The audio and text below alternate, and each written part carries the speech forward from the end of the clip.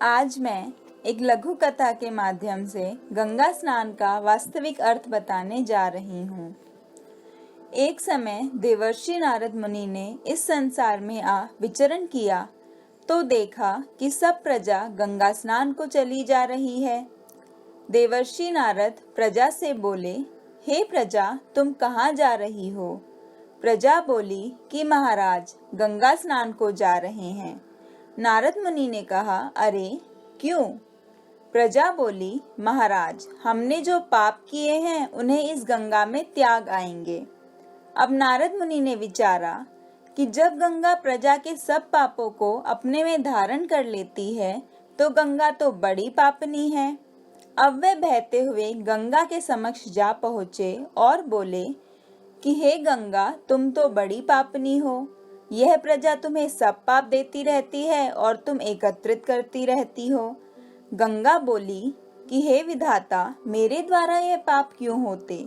जैसे यह प्रजा मुझे पाप दे देती है, मैं समुद्र को अर्पित कर देती हूँ। अब नारद मुनि गंगा को नमस्कार कर समुद्र के द्वार पहुँचे और बोले कि मैं आपसे कुछ वार्ता प्रकट करने के लिए आया हूँ। महाराज, आज मैं मृत मंडल में भ्रमण करता हुआ आ रहा था तो देखा प्रजा गंगा स्नान को जा रही थी। मैंने प्रजा से प्रश्न किया कि कहाँ जा रही हो? तो प्रजा बोली, महाराज, गंगा स्नान को, और गंगा में अपने सब पापों को अर्पित कराएंगे। मैं गंगा के द्वार पहुंचा और गंगा से बोला कि तुम तो बड़ी पापनी हो, जो प्रजा के सब पापों को एकत्रित कर लेती हो। गंगा बोली, जैसे पाप प्रजा मुझे देती है, मैं इन पापों को एकत्रित कर समुद्रों को अर्पित कर देती हूँ। अब मैं भगवान आपसे प्रश्न करने आया हूँ कि आपके द्वारा तो बड़े पाप एकत्रित हो रहे हैं।